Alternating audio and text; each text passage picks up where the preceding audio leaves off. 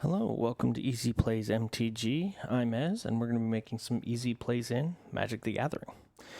Today I have a deck tech for you for my casual, the Sixth Doctor and Romana II Commander deck. This is a Historic Matters and Tokens deck. The Sixth Doctor, 4 green blue. It's a 3/3. Whenever I cast a historic spell, copy it, except the copy isn't legendary. This ability triggers only once each turn. Romana II, 3 white casting for 3/3 vigilance. 1 and tap it. Create a tapped token. That's a copy of target token that entered the battlefield this turn.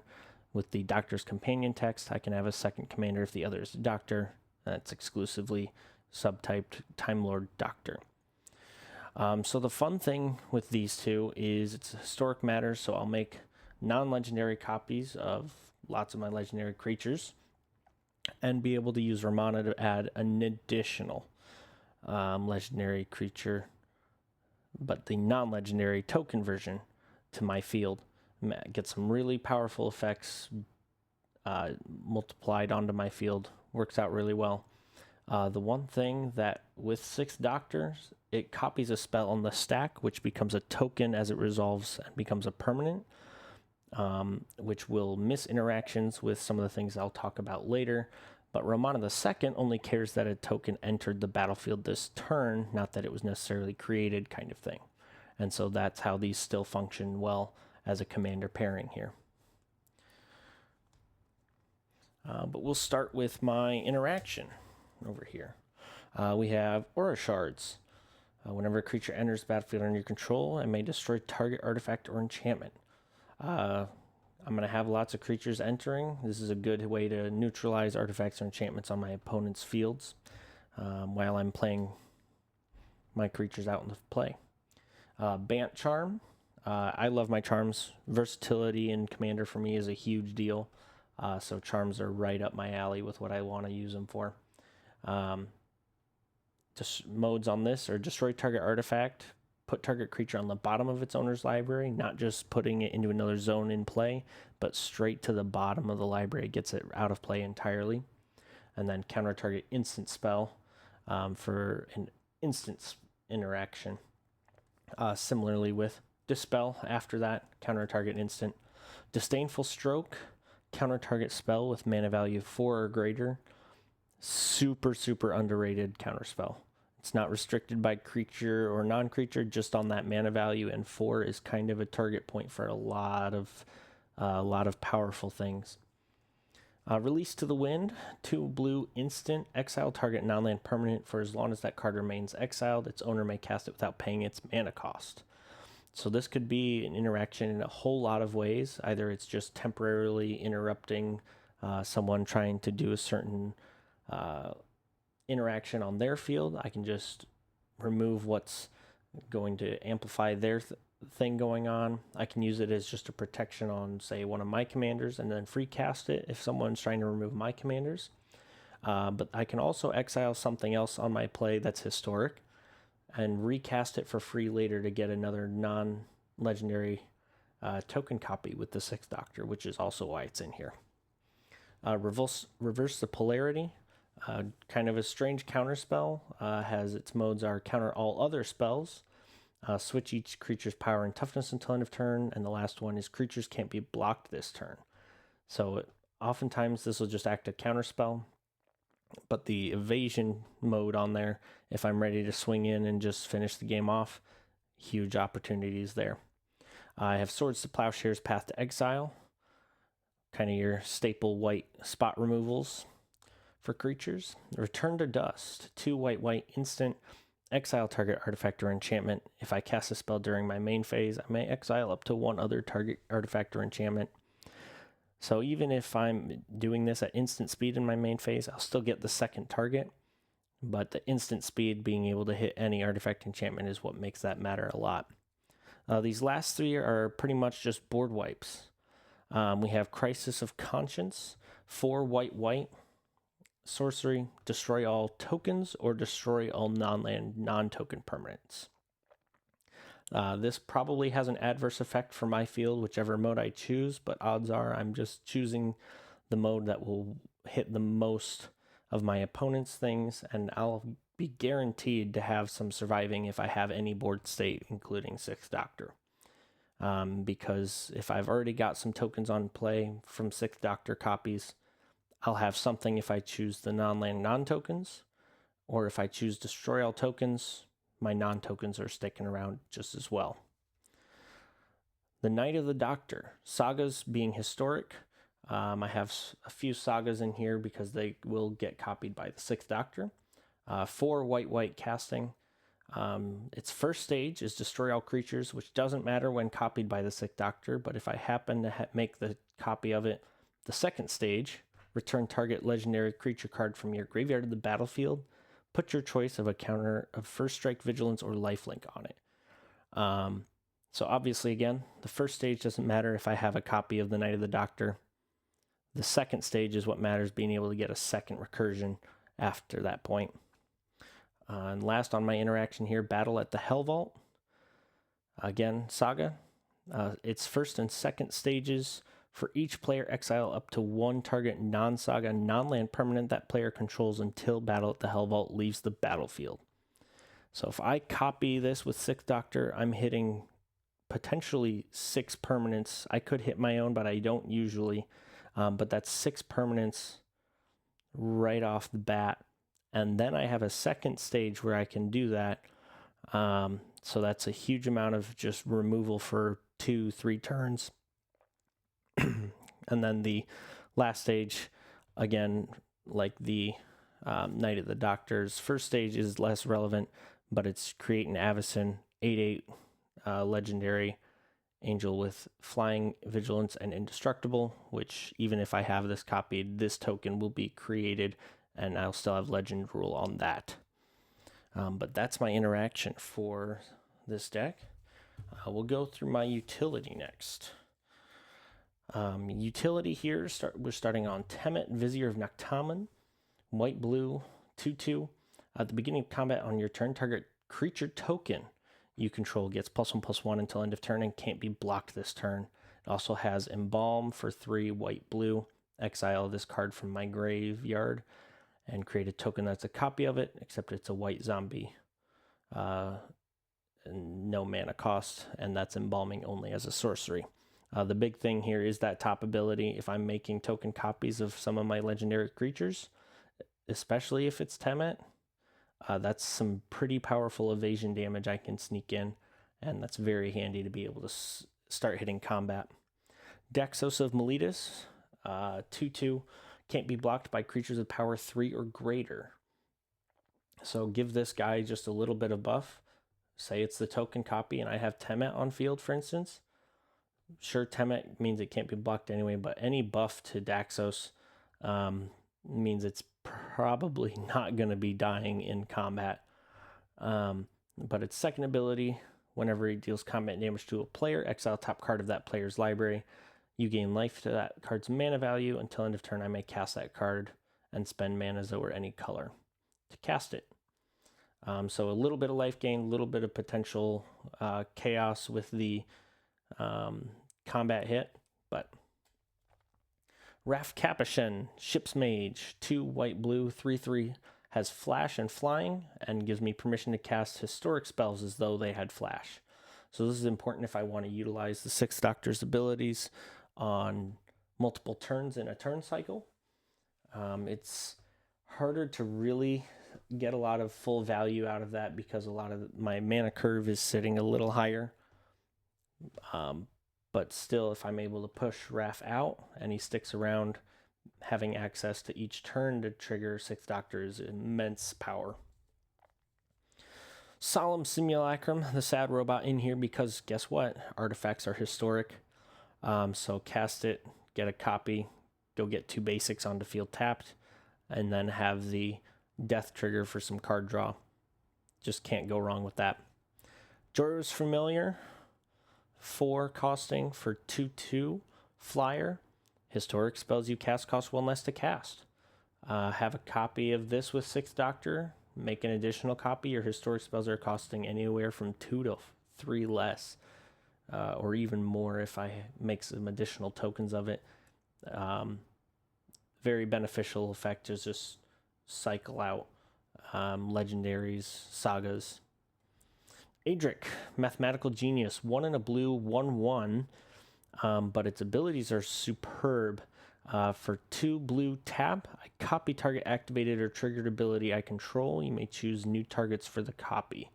So with 6 Doctor, it triggers only once each turn, but I can still copy that one trigger and be able to get an additional token. So it's another stacking effect with Romana to be able to multiply my non-legendary tokens that I'm going to be making off of the 6 Doctor. Its second ability here is a Stifle. That's for 1 blue. Sacrifice itself. Counter target activated or triggered ability. So this versatility here to be able to tap and is phenomenal.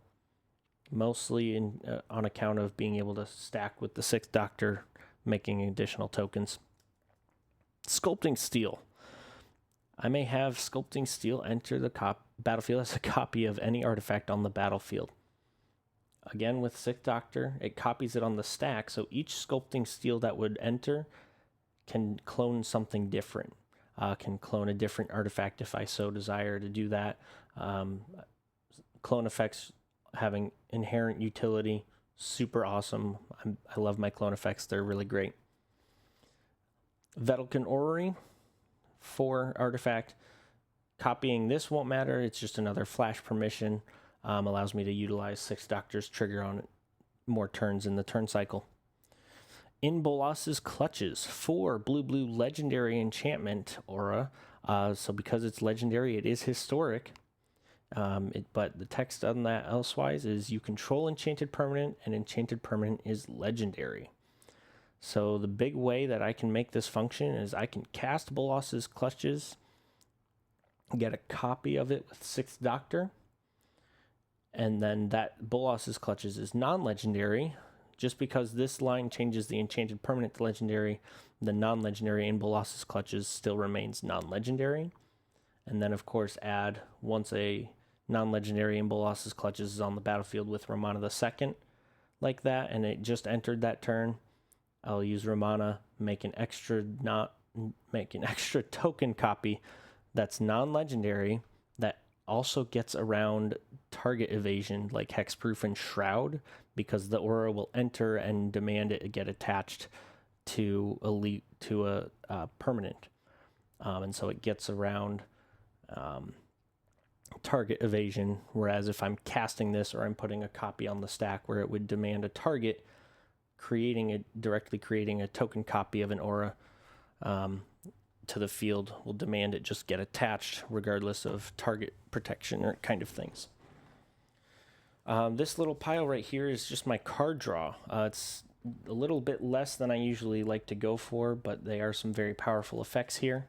The first is Mangara the Diplomat, 3 in a white, 2/4 lifelink. The triggers on here resolve as drawing a card, and they trigger on an opponent that attacks me with 2 or more, myself or a planeswalker I control. I don't have any planeswalkers, so it's basically attacking myself. With 2 or more creatures, I draw a card, as well as the second spell, I will draw a card. Get a copy of Mangara. On several occasions, I've had 3 or 4 Mangaras on the battlefield when it triggers, and that's 4 cards. And that goes real good getting advantage when everybody in the turn cycle is wanting to play their spells. Idol of Oblivion, artifact. Tap, draw a card is basically the only thing I really care about on this. I can activate it only if I created a token this turn.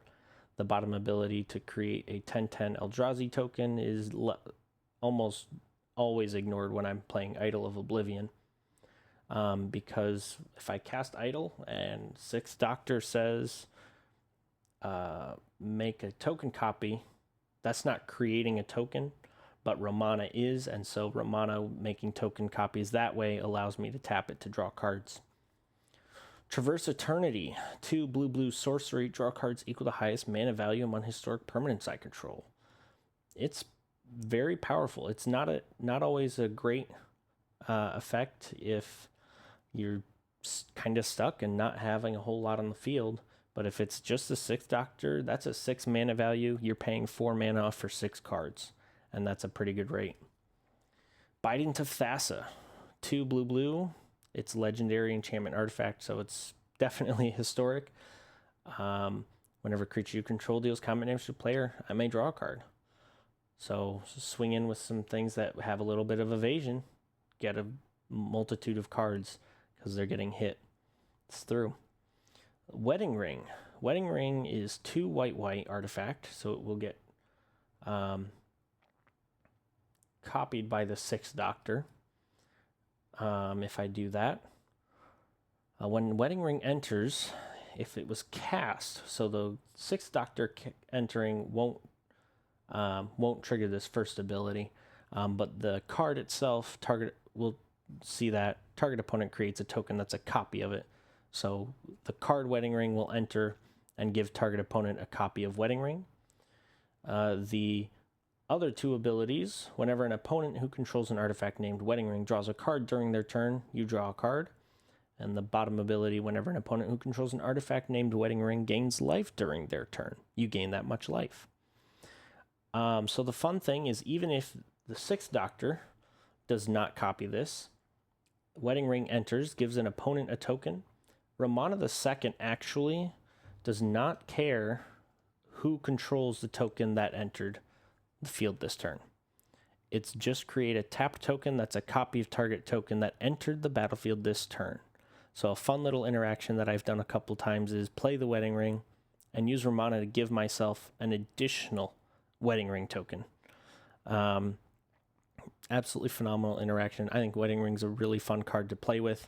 Very enjoyable for the parties that get the Wedding Rings, of course, but kind of forces your hand a lot if Wedding Rings stick around, if you're drawing too many cards or vice versa.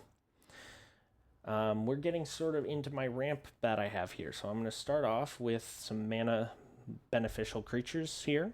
We have Inga and Isika, 2 green-blue for a 4/4. Creatures you control have vigilance and add 1 mana of any color on creature mana. And then its bottom ability, whenever you cast a creature spell, if 3 or more mana from creatures was spent to cast it, draw a card. A little bit of card draw is pretty nice if I'm tapping a lot of my creatures for mana. The nice thing on this is because I'm going to plan to have more creatures, it's a very good ramp source to utilize all of them as mana dorks. Jaheira, Friend of the Forest. Jaheira is phenomenal. For 2 and a green, tokens you control have tap to add green. So again, in the same token, I'm going to be making tokens, no pun intended. Tapping them for green, even if they're sagas, for instance. If it's a saga that's still around on the battlefield, tap it to add a green is just good mana. Perry Brown, 3 white, 2/3. The first historic spell you cast each turn has Convoke. So again, having creatures, the Convoke is they can tap to help cast a spell. Yes, it only affects the first one, but if I'm using creatures that I have on field to trigger the 6th Doctor, then I have mana for either some more interaction or additional plays that turn or in the turn cycle in general. To the main ramp package that's all here, I have Delighted Halfling, because if I can put mana to a legendary spell and make it uncounterable, that's just pretty good. That's why Delighted Halfling is as phenomenal as it is. Birds of Paradise, being able for some color fixing really quick. Of course, I have Soul Ring in here. I don't usually play Soul Ring as the 6th Doctor trigger, but just to get Soul Ring out is always very good. Then I have a round of Arcane Signet, the Talismans for Bant, as well as a Thought Vessel. Commander Sphere. Commander Sphere is pretty good because it taps for all my colors, as well as having the auto sack for a card. Firemind Vessel. Enters tapped, but taps for 2 of different colors. So copying Firemind Vessel invests in the next turn for a +4 mana. So this pays for, it might enter tapped, but it basically ends up paying for itself, which is pretty phenomenal. Then we have Nature's Lore, 3 visits, Explore, and Farseek. I'm usually searching for tap lands with Nature's Lore and 3 visits anyway, because I'm just building into another turn. But Explore also for a quick land drop as well as a quick draw is kind of overlooked a lot of times, so I'm happy to have Explore in here. This 2 down here is Jamie McCrimmon, 2 in a green, 2/2 trample. Whenever I cast a historic spell, Jamie gets +X until end of turn, where X is that spell's mana value. These are kind of buff cards right here. Jamie being, let me cast a historic spell, let's say with mana value 5, okay? Jamie becomes a 7/7. If I'm playing more, it'll get larger for that turn. Having trample on the body, that's probably going to be a pretty painful swing. And then Hero's Podium is probably an acting win con for this. Even though the Sixth Doctor makes non-legendary token copies, it makes my token legendaries, or my, excuse me, said that backwards. My non-token legendaries significantly bigger when Podium has non-legendary copies on the battlefield. Each legendary creature you control gets +1/+1 for each other legendary creature you control. So 4 legendary creatures means +3/+3. Having multiple podiums means you're exponentially amplifying that. The bottom ability, X tap. Look at the top X cards of your library. I may reveal a legendary creature card from among them and put it into my hand. I don't usually use this here. It's basically just for the Lordship anthem for my legendaries. These last few piles here, we have Protection. Starting on Samwise Gamgee. Green-white, 2/2. Whenever another non-token creature enters the battlefield under my control, create a food token. Sacrifice 3 foods. Return target historic card from my graveyard to hand. So the versatility that this can sacrifice foods to return any historic card, not just a legendary creature or artifact kind of deal, is super valuable to me. Safi Eric's Daughter. Another green-white 2/2. It has a sacrifice Safi. When target creature is put into your graveyard this turn, return that card to the battlefield. So pretty much sacrifice Safi to make it so that one of your other creatures stays in play after a removal, after a board wipe kind of deal. Which if you copy that with Sixth Doctor, you've got 2 sources on it, which is pretty great. King Darien, let's see if I can... King Darien the 48th, that's what it is. 1 green-white, 2/3. Other creatures you control get +1/+1, so it's a small anthem, but copied is Lordship on all my creatures, which is great. For 3 green-white, put a +1/+1 counter on King Darien and create a 1/1 white soldier creature token. I don't usually use this, but there have been times where I've got nothing much else to do, and I just filter some mana in there, make a token, put a counter on my king. The bottom ability, however, is a sacrifice King Darien. Creature tokens you control gain hexproof and indestructible until end of turn. So if there's a board wipe going off, I'll sacrifice the non-token King Darien to give a token copy that the Sixth Doctor has made, indestructible and hexproof. So that's a really good interaction to be able to keep another sacrifice protection outlet around after a board wipe is going off. Sigarda, Font of Blessings, 2 green-white, 4/4 flying. Other permanents you control have hexproof, which is the main text line that matters here, as well as you may look at top card of your library at any time and cast angel or human spells from the top of my library. That's slightly less relevant, but there are a large number of humans in here, so that does give me some card advantage if I have humans on top of my library. Boromir, Warden of the Tower. It's a 3/3 vigilance.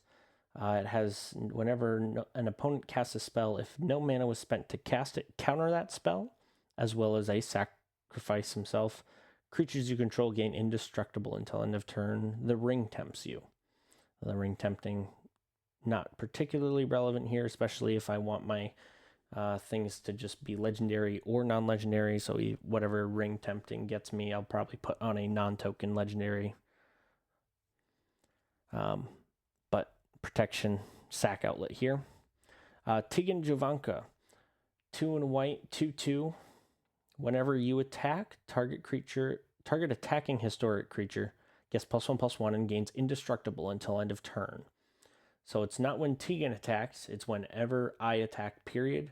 So it's a protection for a historic creature that's swinging. So in the case of, let's say, goading, if something has to swing, I can at least protect what I want to keep around rather than needing to swing and get all my all my board wiped by swinging into bigger creatures. And then we have Lightning Greaves and Swiftfoot Boots. Lightning Greaves are a fun interaction if I have additional mana to zip Greaves onto Romana II and make extra token copies kind of thing, as well as Swiftfoot Boots being just hexproof, so it can be targeted by my field. These are historic, so they're good to make extra copies of with 6 Doctor as well. And then my last 2 in this protection pile here are Heroic Intervention and Flawless Maneuver. Flawless Maneuver is free castable if I control a commander, and creatures you control gain indestructible.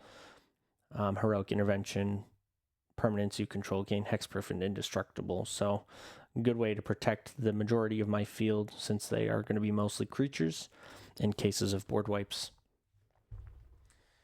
Now, the primary thing that I'm looking to do here with this deck is have token doublers.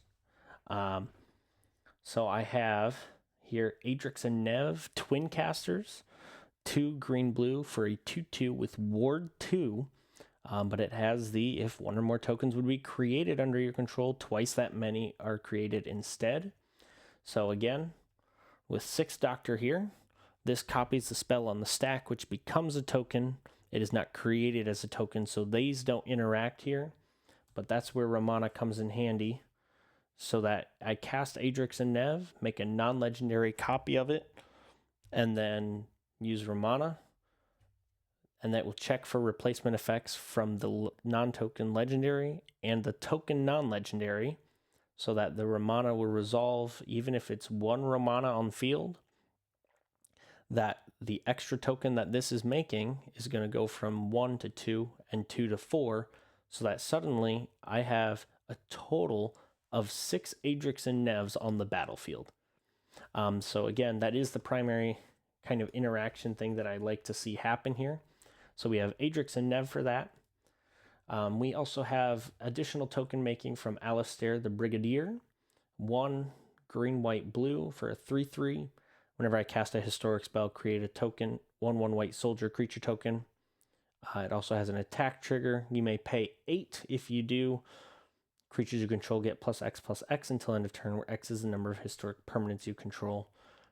Pretty much just that top line here. I'm not usually going to be attacking with Alistair and paying 8 either. Asika's Chariot, 3 green for a 4/4 legendary artifact vehicle. When it enters, create 2/2 green cat creature tokens, as well as the attack trigger, create a token that's a copy of target token you control. So notably, this does not have to be a creature token. So if I have a token Asika's Chariot, I can make a token copy of Asika's Chariot. The crew activation is 4 on this.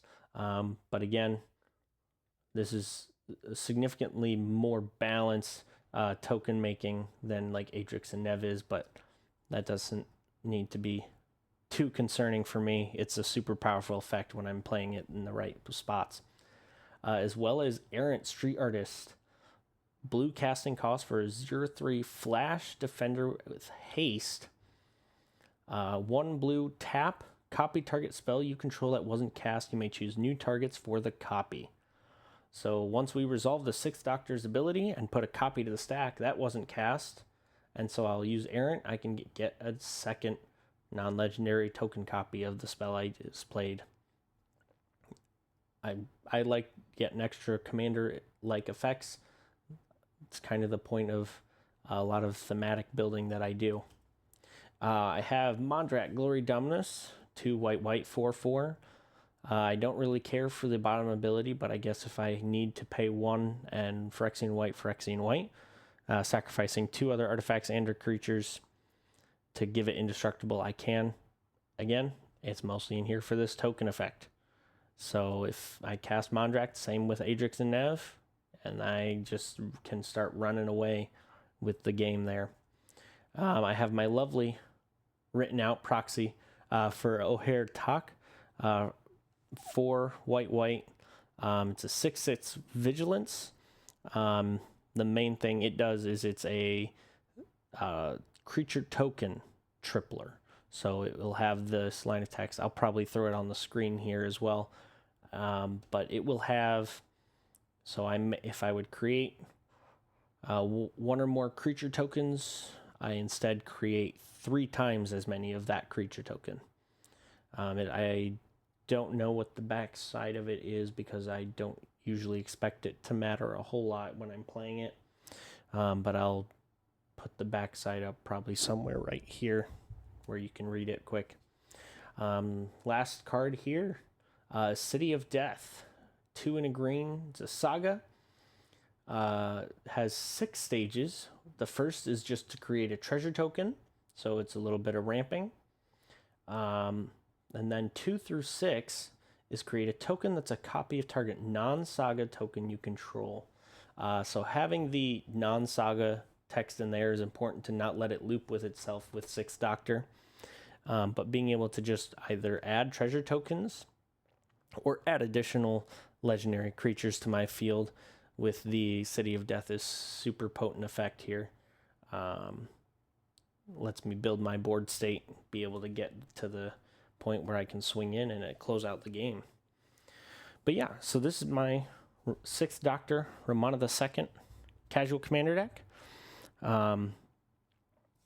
Super awesome. It's plays pretty slow, especially since your commanders alone are a total 10 mana value.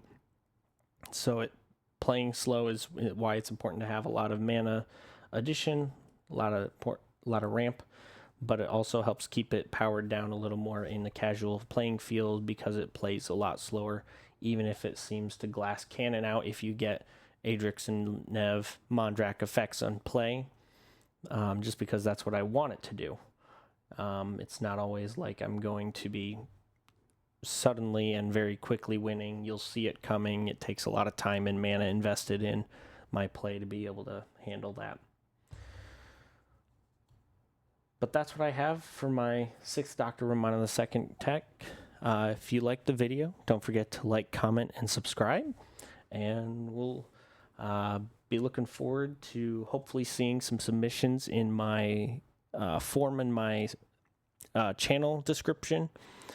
I'll probably link it in the video description here below as well, just for your ease. If you have a commander you want me to build, either for casual or CDH, I have it listed in there.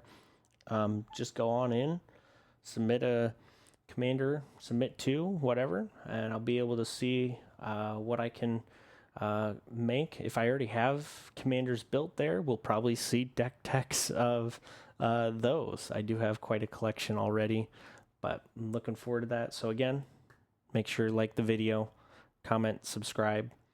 We'll see you in the next video, whether that's gameplay for this, which I imagine I probably will, or another deck tech, but we'll see you then.